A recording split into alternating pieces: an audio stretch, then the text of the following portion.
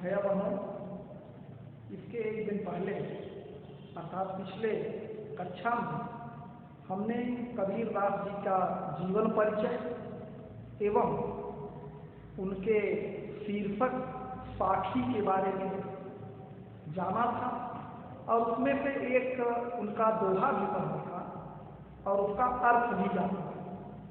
पहला दोहा था, सतगुरु हमको रीझ कर एक कहा प्रसंग, बरसा बादल प्रेम का भीग गया पवन। इसका अर्थ भी हमने पढ़ा था। इस पहले पाठ में जो अपना पाठ है साखी, इसमें कबीरदास जी ने हमें भौतिक संसार के माया बंधन में ना पड़ करके उस पर अर्थात ईश्वर की भक्ति में ध्यान देना और सदैव अच्छे सत्कर्म करते रहने की ही प्रेरणा दी। प्रथम कुछ साखियों में अर्थात कुछ दोहों में इन्होंने गुरु की महिमा का भी वर्णन किया। तो आज हम उस साखी के शीर्षक के अंतर्गत दूसरा, तीसरा और चौथा अर्थात कुल 3 दोहों को पढ़ेंगे और उनका अर्थ भी समझेंगे।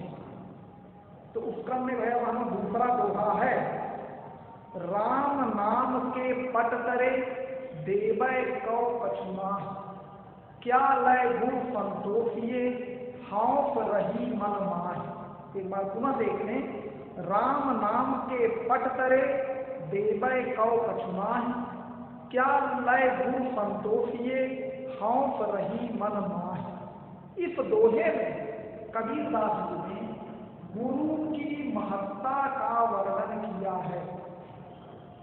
गुरु का, सदगुरु का उपकार हमारे ऊपर बहुत ही अनन्य उपकार है, जिसको हम कभी भूल नहीं सकते।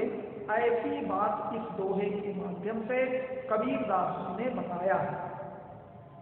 इस दोहे में कबीरदास जी ने गुरु ने जो हमारे ऊपर कृपा की है, हमें ईश्वर से मिलाया है, ईश्वर की कृपा हम पर बरसी है, जिसके कारण उनको और उनके उस एहसान को कभी भी ना भूलने की बात बताई है।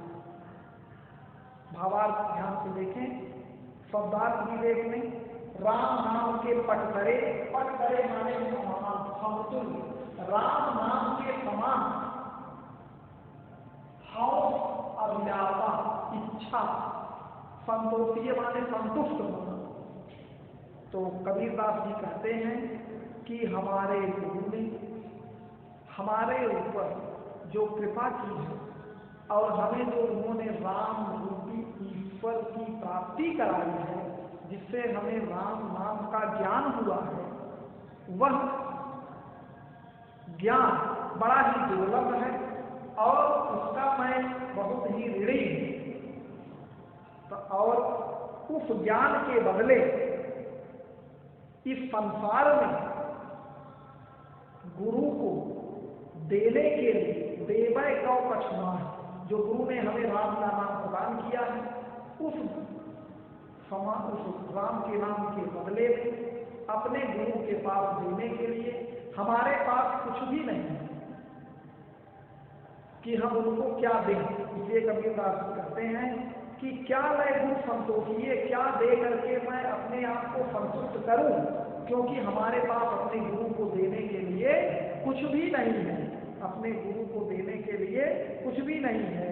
इसलिए हमारे ऊपर जो गुरु ने कृपा की है, वह कृपा बहुत ही अमूल्य है, अनमोल है। उस कृपा के बदले हम अपने गुरु को कुछ भी नहीं दे सकते, क्योंकि हमारे पास उनको देने के लिए कुछ भी नहीं है। इस काव्य सौंदर्य की चर्चा करें तो दोहा है, छंद भापा सदुत्कड़ी है, रस शांत या भक्ति है, अलंकार अनुप्रास। तीसरा दोहा है, ज्ञान प्रकाश्या गुरु मिला सोझिन बीसर जाय, जब गोविंद कृपा करी तब गुरु मिलिया। इस दोहे में कबीरदास ने कहा है कि इस संसार में सच्चे सदगुरु मिलना कठिन है, क्योंकि इस संसार में बहुत सारे गुरु हैं। सच्चे गुरु की प्राप्ति व्यक्ति को तभी होगी जब हमारे ऊपर ईश्वर की कृपा हो, क्योंकि बिना ईश्वर की कृपा के हमें सच्चे सदगुरु प्राप्त नहीं होगा। भावार्थ देखें, ज्ञान प्रकाश्य, ज्ञान प्रकाश्य का मतलब ज्ञान रूपी प्रकाश फैलाना।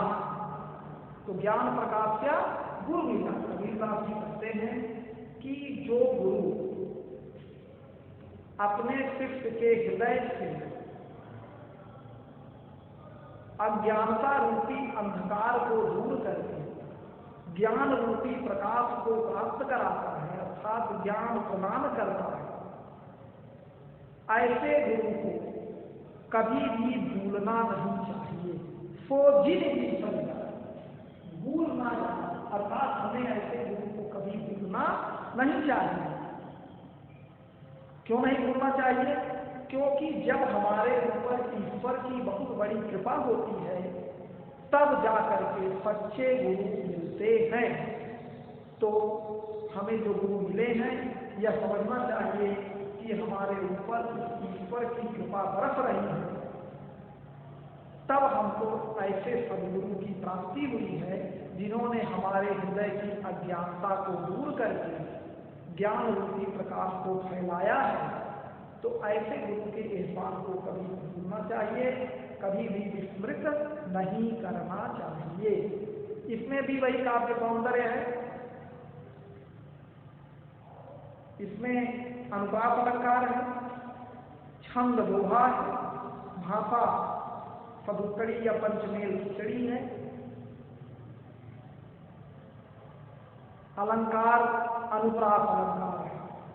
तो इसमें भी कबीरदास ने गुरु के महत्ता का ही वर्णन किया। तीसरा दोहा चौथा है, माया दीपक नर पतंग भ्रामि भ्रामि इवै परम, कहें कबीर गुरु ज्ञान है एक आधु गरम। भ्रम भ्रम माने आकर, इवै माने किसी भौतिक संसार में, परम माने व्यक्ति को प्राप्त हो जाते हैं। इसमें कबीरदास जी ने व्यक्ति को संदेश दिया है, ज्ञान बताया है कि यह भौतिक संसार केवल एक माया, और इस माया से हमको दूर होना है। इस माया मोह के बंधन में पड़ करके अपने अन्य कर्मों के माध्यम से अगले जन्म को बिगाड़ना नहीं है, नहीं तो बार बार हमें इस भौतिक संसार में दुख भोगने के लिए जन्म लेना पड़ेगा। तो इस जन्म में जो मनुष्य का जन्म हमें मिला है, इस जन्म को अच्छे कर्म करके, ईश्वर की भक्ति करके, मानव की जात की सेवा करके सफल कर देना है, जिससे बार बार इस संसार में हमको आना ना पड़े। कबीरदास जी कहते हैं कि यह संसार माया के दीपक के समान है।